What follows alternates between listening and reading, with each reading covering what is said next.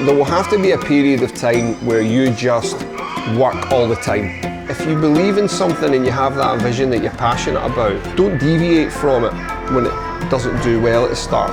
You have to have a concept, everything from your logo to what you call it, and people have to get an idea that they want that and the feel they're going to get when they walk in the door. See that idea of hire people better than you, in terms of what that does for a company culture, the way you look at each other and value each other. I think that's the kind of best advice I could give anyone starting any business. Hire people better than you. Well, anyone watching it that's worked in a bar, I was one of those guys for a long time, started in old man's pubs, worked for the DiMaggio's group for a long time, eventually ran Tiger. I was, a manager effectively, and I just wanted to run my own business.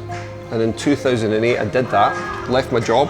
At that point I only set my goals as having my own business, running my own bar, my own restaurant. I opened a place called Soho. I wasn't really thinking about what's going to drive people here. I just thought this location could work. I literally just set my goals just to survive. I did not have enough money in any way, shape or form to do it. So I think at one point we were about 120 grand in debt. So the long story short, I had to go back to work. It let me make sure that all the money that was coming into the business, I no longer had to take a wage out of it. So that just went to servicing the debt. There will have to be a period of time where you just work all the time.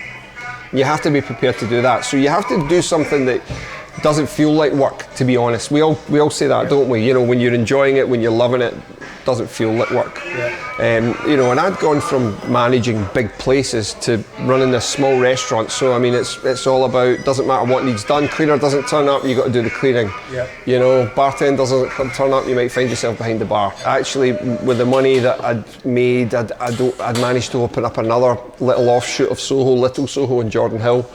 Again, it was just ticking over.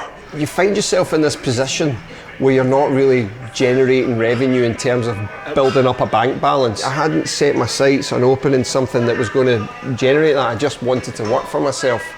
So I started to think, and this is talking about an idea. I thought, what's Glasgow missing? You start by being inspired by other places, and that's what we did, and I was very much inspired by the bars of America that I couldn't find here, that I liked going to when I was over there. This is the first Bucks bar on West Regent Street in Glasgow. Honestly, I'm not exaggerating when I say it lay empty for a year. I've got one business that's treading water. I've put everything in here, which has then put my other businesses back into debt. This place was just empty. Now, there was a number of reasons for that. First one was I didn't have the money to finish the shop fit. I didn't have any of the neons, and I didn't have a lot of the decor that you see right now, so it felt a bit barren. And the other thing was I didn't have a strong enough team to deliver what I needed to do. So for instance, the kitchen team, the guy that I got wasn't up to the job, unfortunately, the guy in charge.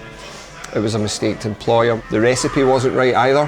One of the hardest things about expanding a restaurant group is if let's say you and I decided to do a French restaurant with excellent French food, we'd have to have guys that could really, really cook. And those guys would have to work long, long hours, And it's very hard. A lot of them eventually leave the industry, so you have this constant turnover in the world of chefs. So I had to find something with a system that I could train anyone to do. And actually at this point, the only thing that kept going was Soho was coming up, was having quite a good time of it, because Miller Street, the location was coming up. So I actually, and this is the biggest lesson for me, at one point I remember coming in first thing in the morning and measuring that kitchen up to make it into a Soho pizzeria, and I was literally going to change it to that, but I was going to do it, but I didn't have the money to even buy a pizza oven. I think that's a big lesson. If you believe in something and you have that vision that you're passionate about, don't deviate from it when it doesn't do well at the start. And you've got to stay on track, you've got to be ready to stay on track. One of the biggest things that started working for us was we realised in the first year the importance of social media. And we realised that we had to have something that looked on the plate like something you needed, something you wanted. And then something really bizarre happened. In the space of a month, we had Shania Twain and Kevin Hart come in here. Because of our country background, I think it made people think, oh, she was in there eating good fried chicken. That was good luck, but at the same time, it drove people to look at what we were, and through social media, they started to see the pictures. And that sort of started bringing people in. And also we got the formula right, we got the recipe right, and we had the right people in the kitchen. That was it. The place just started growing and growing and growing. But then we realised, you know, we weren't here just to do the one restaurant. We wanted to expand. And that's when we started to set up our infrastructure. And now we've got an amazing area chef, and she gets a good bonus every month. And you know, every time we open a new venue, we look at her salary, and you know, these are all things that we try and do and give her a good work-life balance and support her every way we want. We've got to make that as attractive a job as possible. It's the same with our head of operations. I've really got to look after them, and their GMs. So, you know, key management positions.